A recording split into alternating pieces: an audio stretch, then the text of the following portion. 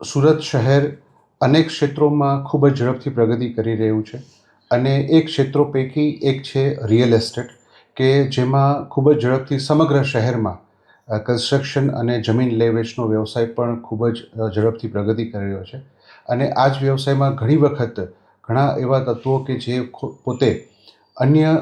લોકોને ખોટી રીતે પ્રોપર્ટી અપાવવા માટેનો વિશ્વાસ આપી અને તેઓ સાથે વિશ્વાસઘાતની છેતરપિંડી કરતા હોય છે.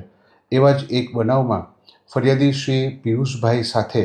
રવિ કોલડિયા નામના આરોપીએ તેમને જમીન અપાવી દેશે એવો વિશ્વાસ આપી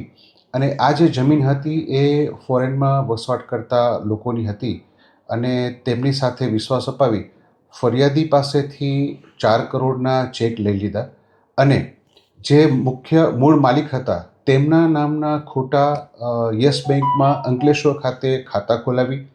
અને એ ખાતામાં ફરિયાદી દ્વારા આપવામાં આવેલા ચેક જમા કરાવી અને પૈસા પોતે પોતાના અંગત ઉપયોગમાં લઈ લીધેલા. જે અનુસંધાને ગુનો દાખલ કરેલ. હાલમાં બેંકના કર્મચારીઓની પણ ધરપકડ કરેલ છે અને આરોપી રવિ કોલડિયા અને બેંકના કર્મચારીઓ વચ્ચે જે વ્યક્તિએ પોતે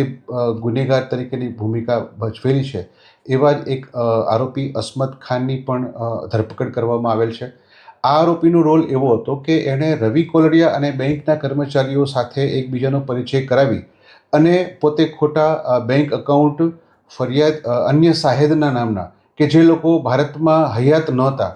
તેમના બેંક અકાઉન્ટ ખોટી સહીઓ કરી અને ખોલાવવામાં હાલના આરોપીની મુખ્ય ભૂમિકા છે. એની ધરપકડ કરવામાં આવેલ છે અને તપાસ ચાલુ છે.